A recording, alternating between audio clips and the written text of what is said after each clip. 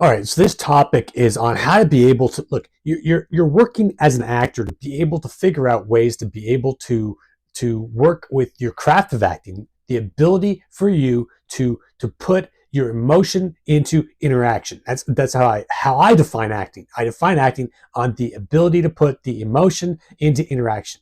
I'm Simon Blake. I have over six acting books. I have emotionalpreparation.com. I work constantly on all kinds of things. I've seen over 8,000 acting classes. Yes, classes.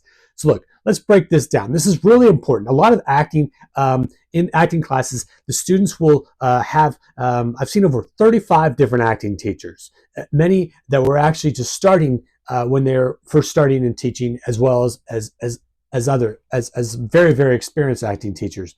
So it's incredible because this whole topic is just incredible because we're dealing with the whole ability about how do we develop our own acting technique, how do we develop the ability to listen and take in critique, how do we work with directors on film sets, and how do we be able to work with this, because we're dealing with the struggles of being able to deal with our own spontaneity, understanding our own spontaneity, how everything works within ourselves, how do we be able to still follow the dialogue of the lines. We're working and all of these different pressures that many people may not understand that creatives actually have. Look, this is a difficult road to do, but when we break it down, over 8,000 acting classes has taught me this. You break every single scene and you break every single thing down into emotion. And then what you want to do every single time you hit on any kind of emotional level, because you've worked at the technique of being able to use self-activation, or you're working to do emotional activation with your emotional preparation work, you've then turn around and you want to compliment the teacher.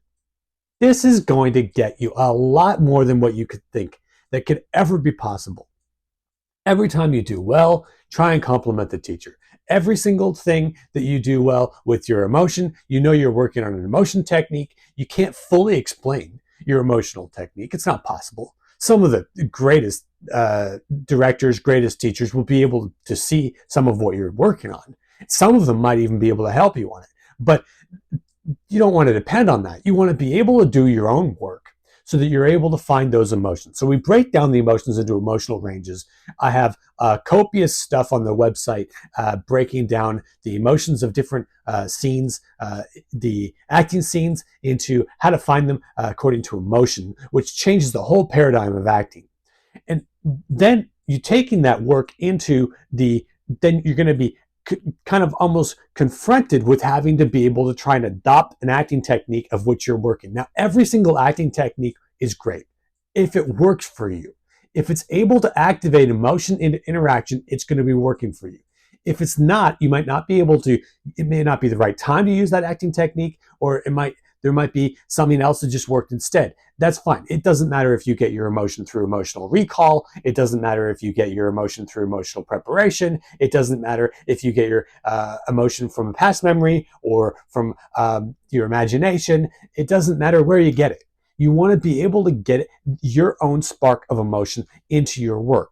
So when we're working at being able to deal with this incredible topic of the acting scenes in acting classes or acting scenes in films, we want to be able to work in nuances where we're working to be able to stimulate the emotion coming from us. Now, emotions are beneath feelings. I have to repeat it because emotions are beneath feelings. Everyone forgets it, and I have too. It's been a long journey of learning incredible lessons, and often people will wonder, why am I learning the same lesson over and over? Because it's going deeper and deeper and deeper and deeper. Okay, so we are in acting class scenario. Let's look at that. If we're in an acting class scenario, we want to be able to find the emotion to get into the acting technique. We want to be able to do that into the scene work. One very intelligent question that you can actually ask your teacher is, what motion do you think the scene is from your point of view? Let's see if the teacher has a response to it. Then you can go and work on that to be able to work with it. That's also a very, very good thing when you're working with directors on film sets. So you literally can take the film, the material, you can break it down, you can make sure that you're working in a way that's going to be able to allow and try to include the other's inputs into your work. Then it's up to you to self-activate that emotion. It's up to you, if you're working really closely with somebody, which does happen, and it's incredible. Then you can work so that people can kind of help you get that activation. But that's rare. You're going to likely have to find that emotional activation within yourself first. But then you've included the other actor or the other actors' perceptions, or you've included the director's perceptions in their feedback into your acting. And this is what's going to build trust within your acting communities. So you're literally building up.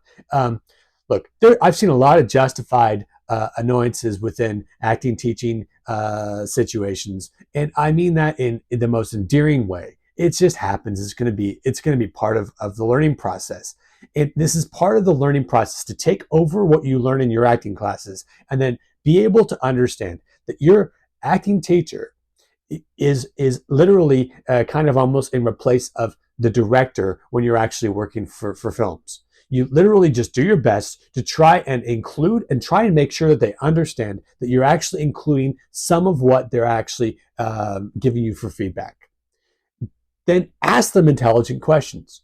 Now, the most intelligent questions to ask them in creative work for acting, filmmaking, and even for the music business, you want to be able to ask your director questions and say, well, look, the most intelligent questions are always going to be, what's your emotions?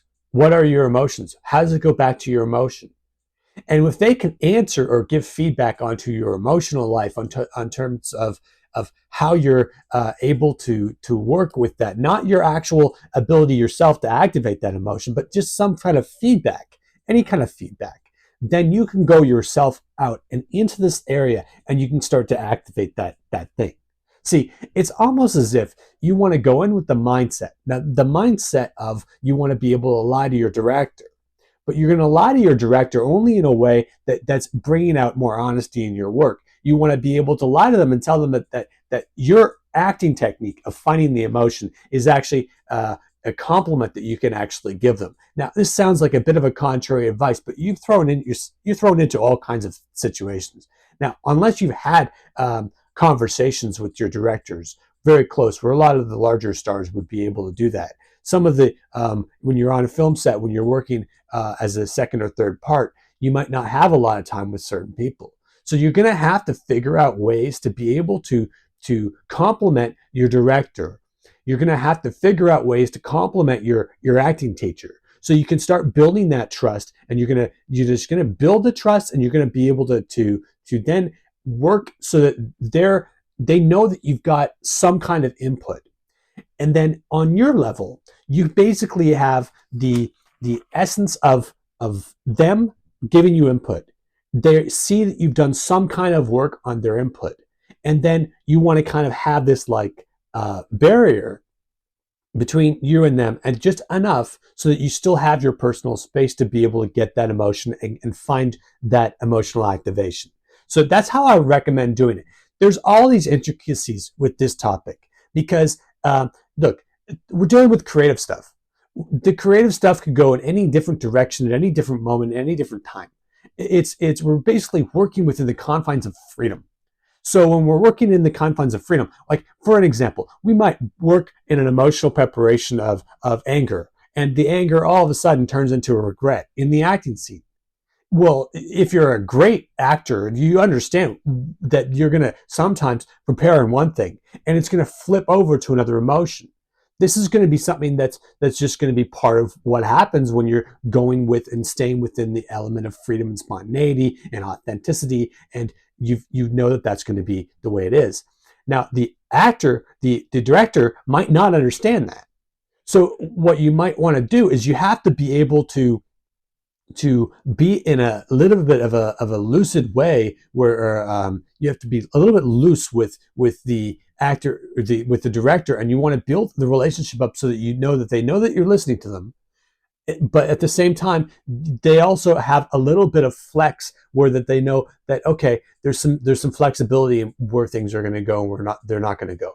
They see that you've been able to put the effort in to be able to do some sort of direction.